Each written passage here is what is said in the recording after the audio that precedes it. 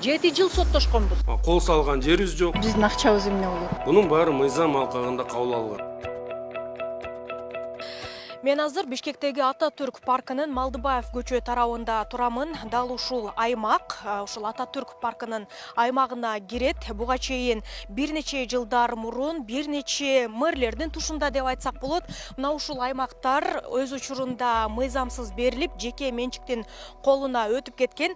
Ал эми учурдагы мэр Айбек Жунушалиевдин берген маалыматына караганда 1992 жылы кабыл алынган токтомдун негизинде дал ушул аймактар кайрадан мамлекеттин карамагына өткөрүлүп, чечимге ылайык жалпы жонунан 198 объект түрттүрүлүп сүрдүрүлөт. Жогоруда маалымдалгандай 1992 жылдын 25 июнундагы номер 225 кабыл алынган токтомго кол коюлган. Ага ылайык мэриянын буга чейинки жер берүү боюнча чыккан 124 токтому жокко чыгат. Бул тууралуу Бишкек шаарынын мэри Айбек Жунушалиев маалымат жыйында журналисттерге билдирди. Бул токтом менен биз 124 чечимди биз жокко чыгарып атабыз. Буга чейин аткаруу бийлигинин ошо өз алдынча башкаруу органдардын аткаруу бийлигин камсыздап келген мекемелердин чечимдерин биз жокко чыгарып атабыз. Баш аягы азыр бизде болгон маалыматы боюнча бул сөз 198 объект боюнча болуп атат. Мен айтып кетейин, эми тактоо жүргүзүп атканда, тактоо иштерин жүргүзүп атканда балким бул саны дагы өзгөрүлүшү мүмкүн. Бирок бүгүнкү күндө бизде болгон маалыматы боюнча себептенде биз бир нече жолу бул маселени көтөргөндө 150дөн башталган болсо 150, 178 деген сандар айтылып атты. Акыркы биз тактаганыбыз мына 198 деген сан болуп турат. Сейил бакта али күнгө чейин салынып жаткан объектилер бар. Ал эми шаардык бийлик азыркы учурда жашап жаткан жана жаңыдан курулуп жаткан үй ээлерине билдирүүлөрдү жөнөтүүдө. Алар өз ыктыяры менен өткөрүп бербесе, сот аркылуу ишке ашырылары кабарланды. 92 жылда кандай чечим кабыл алган болсо, ошол чечимди кабыл алып, анан бүт иштердин баарын ошол 107 гектардын алкагына алып келип атабыз. Андан сырткары бизде бир эле максат түп тамыры менен баарын бузуп салыш, же болбосо кайсы бир курулуштарды калтыруу деген маселе жок. Биз бүт боло турган өзүбүздүн кадамдарыбызды токтомдо так анык жазып кеткенбиз, ошол кадамдар менен барабыз.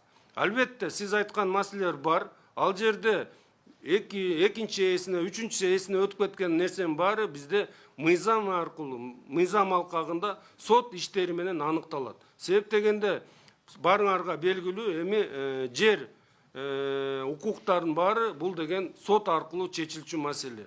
Биз сот аркылуу дагы бул иштерди жүргүзгөнгө биз даярбыз жана алып барабыз. Сейил бактын аймагына курулган объекттер жалпы жонунан качан түрттүрүлөт азырынча белгисиз болуп турат. Деген менен кабыл алынган токтомго ылайык атайын тапшырмалар берилип, жалпы жонунан 107 гектар аянтын аныктоо иштери жүрүп жатканы кабарланды. Деген менен мындагы сатып алган жана курулуштарды куруп алган айрым жарандар мэриянын бул чечимине каршы чыгып жатышат. Алардын айтымында буга чейин 7 жыл катар менен соттошуп, алар бул жерди мыйзамдаштырууга жогорку соттун чечимин дагы, жогорку соттон дагы утуп алышканын айтып жатышат. Биз качан бир 10 жыл болуп калды алганыбызга.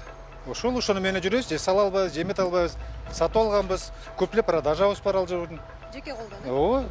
Ооба, реклама. Биз 3-чү покупка, жок, рекламадан алганбыз биз. Ошо бойдон жүрөбүз, жүрөлүк. Эмне көй салабыз? Кандай разрешение бербей коюшту да, салабыз деген ой бар эле. Матраимовго окшоп таможнядан алданып акча алган жокмун. Же Көлбаевге окшоп бирөөдөн тартып алган жокмун. Мен өзүм бешине тер менен алгам ал участканычы, иштеп турабы? Эми болсо момтуп алып коебуз деп атат. Никакой компенсации деп атат. Эми мындай болбойт да, Верховный судту утканбыз. Прокуратурадан кагазыбыз бар, что участки выданы законно дегенчи. Эми вот сейчас куда это вот, эми азыркы сот кайра сот уже биз Верховныйдан утканбыз.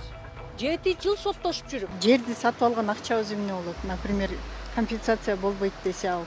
Биз аны алдык да, сатып алдык да. Например, по рекламе алдык. Анан кандай болот? Сиз канча